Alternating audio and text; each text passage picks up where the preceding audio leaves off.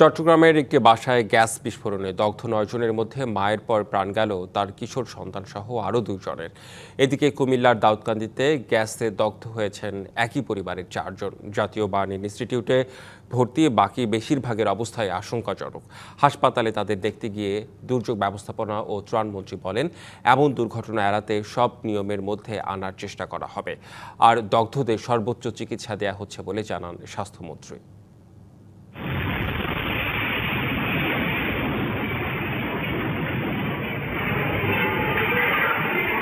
চট্টগ্রামের হালিশহরের একটি বাসায় রান্নাঘরে জমে থাকা গ্যাস বিস্ফোরণ হয় সোমবার। এতে দগ্ধ হন এক পরিবারের ৯ জন। এদিকে কুমিল্লার দাউদকান্দিতে গ্যাসের লিকেজ থেকে বিস্ফোরণে দগ্ধ হন নারী শিশুসহ এক পরিবারের ৪ জন।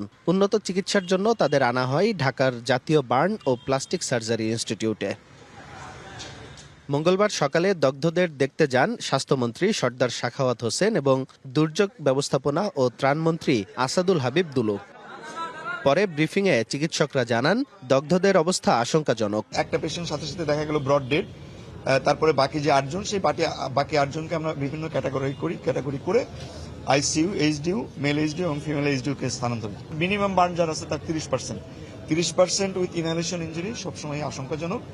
তো তারপরেও আমরা আমাদের মতো করে যত ভালো চিকিৎসা দেওয়া সম্ভব দিব।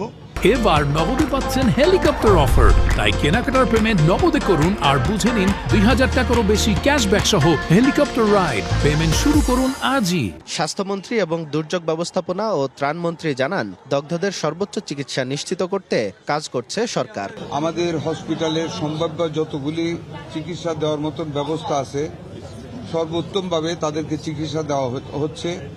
মেয়াদোত্তীর্ণ সিলিন্ডারগুলো ব্যবহার করা হয়। এগুলোতে কিভাবে একটা নিয়মের মধ্যে নিয়ে আসা যায় সেগুলো নিয়ে আমরা অল্প সময়ের ভিতরে ৩ মন্ত্রণালয় বসে কাজ করব, যাতে করে ভবিষ্যতে এই ধরনের দুর্ঘটনা থেকে কম ক্ষতি হয় সেই ব্যবস্থাটা করার চেষ্টা করা হবে। এমন ঘটনা নিয়ে প্রতিদিন ৩-৪ জন রোগী জাতীয় বার্ন ও প্লাস্টিক সার্জারি ইনস্টিটিউটে আসেন বলে জানান চিকিৎসকরা। আঞ্জাম খালেক, ডিবিসি নিউজ, ঢাকা।